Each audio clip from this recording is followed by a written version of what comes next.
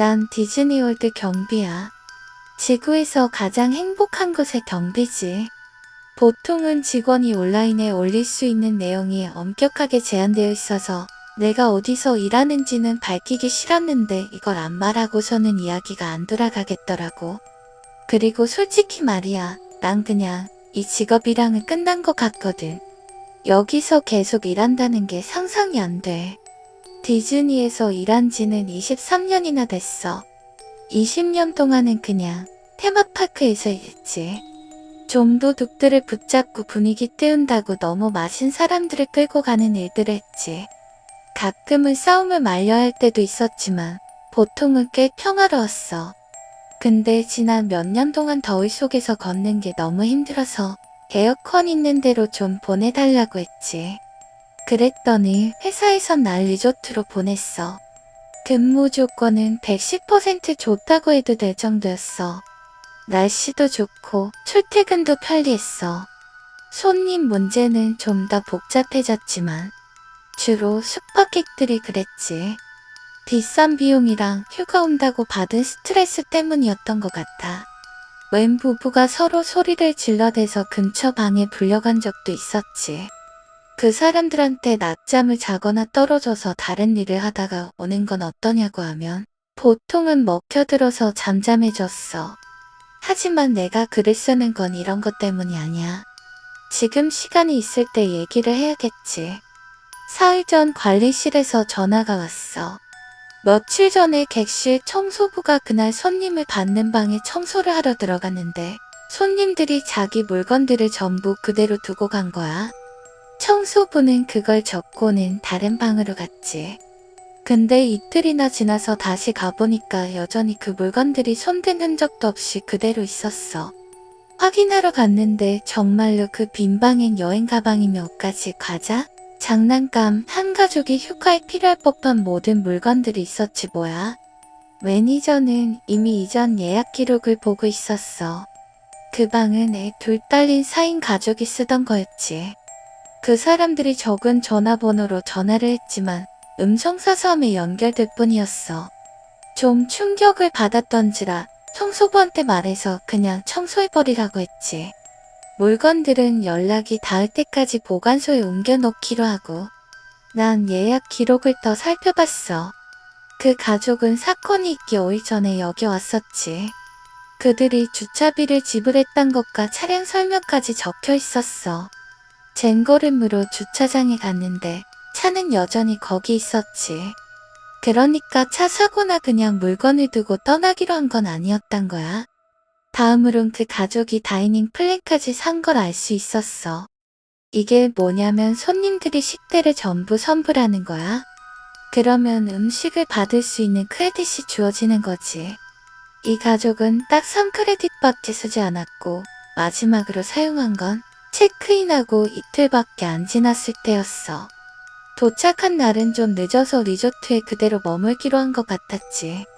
다음 날 그들은 디즈니 월드의 테마파크 중 하나인 에프콧에서 이 크레딧을 썼어. 이튿날은 아침 시간에 매직 킹덤에서 1크레딧 썼지. 디즈니에는 매직 밴드라는 게 있어. 손님들이 차고 다니는 건데 이게 방열쇠도 되고 주차권도 되고 신용카드 역할도 하고 식사 예약 지불에 입장도 빨리 할 수 있게 해주고 뭐 그런 잡다한 기능이 있는 팔찌야. 좀 번거롭긴 했지만 난 마침내 이 가족의 빠른 입장 기록도 찾아볼 수 있게 됐지. 매직 킹덤에 간 날 그곳의 식당에서 식사를 하고 놀이기구 몇 개를 탄 다음에 11시경에 그들이 탄 마지막 놀이기구인 보트를 타고 꾸며진 수로를 다니는 놀이기구 스몰드로 갔어. 그 뒤엔 아무 기록도 없었고 마침내 누군가를 여기 끌어들여야 할 때였어. 매직 킹덤에서 일하는 오랜 동료를 불러다가 그들이 스몰월드에 갔을 때 카메라 기록을 좀 보여달라고 할 참이었지. 거기 갔을 때 내 친구는 제정신이 아니다 싶을 정도로 혼란스러운 얼굴이었어. 그 친구가 나한테 자기가 찾은 걸 보여줬지. 보통 카메라는 놀이기구를 타고 내리는 곳에 설치되어 있어. 카메라 기록은 그 가족이 빠른 입장을 위해 밴드를 쓰고 놀이기구에 타는 것까진 담고 있었지. 근데 출구의 기록은 다른 사람들밖에 없었어. 그들은 거기 없었지. 물론 우린 더 나쁜 상황도 생각해봤어. 보트를 타다가 애 한 명이 빠져서 그걸 구한답시고 도중에 뛰어내렸다가 기계 장치에 끼어서 죽거나 다치거나 하지는 않았을까 하고. 그래서 우린 놀이기구를 정지시켰어. 햇빛 짱짱한 대낮에 말이지. 귀에 못 박히도록 들은 그 노래를 끄고 불을 켰어.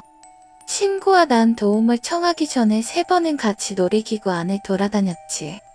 결국은 거의 10명이나 되는 직원들이 찾아다녔지만 폰 3개랑 모자 하나를 빼면 아무것도 찾지 못했어.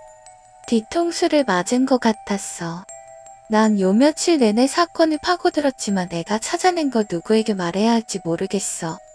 경찰을 불렀으니 그들은 이미 여기로 오고 있겠지만 디즈니는 이런 사건을 덮는 방법을 알고 있었지만 난 이런 경고라도 하지 않고는 도저히 견딜 수가 없었어. 며칠 동안 그들의 기록을 조사한 결과 나는 그 가족이 메모리 메이커도 샀다는 걸 알게 됐어.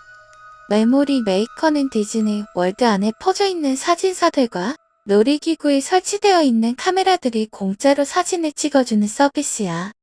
사진들은 시스템이 인식하는 즉시 자동적으로 디즈니 계정에 추가돼. 그리고 시스템은 언제나 인식하지. 사람들이 어디 있는지는 전부 매직밴드로 확인이 가능하니까. 난 그 가족의 메모리 메이커 사진 앨범을 열어봤고 거기엔 732장이나 되는 사진이 있었어. 처음 30장은 완전 평범했어. F콧 놀이기구들 성악. 하지만 나머지들은 전부 스몰월들의 사진이었어. 놀이기구는 한 번 타면 한 장의 사진밖에 안 찍는단 말이야. 그러니까 이건 그들이 700번이 넘도록 이거 탔다는 소리지. 처음 사진은 괜찮았어. 모두가 행복해 보였지. 바쁜 날인데다 보트는 만석이었어. 다음 한 장은 좀 흐릿했어. 보트는 이 가족들 빼곤 안 타고 있었고 그들의 표정은 끔찍히도 혼란스러웠지. 그 다음 10에서 15장은 그 가족의 아빠가 점점 화내면서 소리치고 있었어. 엄마는 아이들을 제 목숨이 걸린 양 꼭 잡고 있었고 아이들은 속이 뒤집혀하며 울고 있었지. 놀이기구는 계속해서 돌아갔어. 50회가 지나자 그들은 빠져나가려는 것처럼 보였어. 그러다 아빠가 사라졌지. 그리고 모두 다 사라졌어. 놀이기구 초반에 내려서 빠져나간 것처럼 보였지. 하지만 다음 사진에 그들은 모조리 다시 그 망할 보트에 앉아 있었어. 450회쯤 지나자 엄마와 애들밖에 안 보였어. 자세히 보니 다른 좌석에 기대듯 누워있는 아빠의 몸뚱이가 있긴 했지만 675회가 지나자 엄마와 애 하나밖에 없었어. 다른 시체가 다른 자리에 앉아 있었지. 엄마와 애도 더는 움직이지 않았어. 이 두 사람은 여전히 살아있는 것처럼 보였어. 단지 미치도록 긴장하고 있을 뿐이었지. 창백하게 질린 채로 눈을 부릅뜨며 앞만 보고 있었으니. 그리고 이바들 이 망할 목숨을 걸고 말하는데 그 인형들은 움직이면서 뭔가를 하고 있었어. 사진 몇몇 장에는 있어야 할 곳에 있지 않기도 했지. 심지어는 그 가족과 같이 보트에 타고 있는 사진도 있었어. 점심 먹는 게 올라올 것 같아 더는 쳐다보고 있을 수가 없었어. 앨범을 닫았지. 근데 닫고 나자 파일 크기가 불어나 있는 게 아니겠어? 신이시여, 새 사진이 계속 찍히고 있는 건가? 감시 카메라를 보니 지역 경찰들이 곧 도착할 것 같아. 대체 무슨 일이 일어나는 건지 나도 감 좀 잡았으면 좋겠지만 이 미친 일이 나한텐 안 일어났으면 좋겠어. 이 글을 업데이트할 수 있을 것 같지가 않아. 경찰에게 얘기하고 나서 여기 2번 다시는 안 와야 할 것 같은 느낌이 들었거든. 난 그냥 이 사건을 밖으로 끄집어내고 싶을 뿐이야.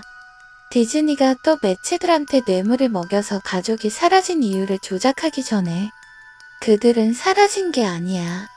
난 그들이 어디 있는지 알고 있어.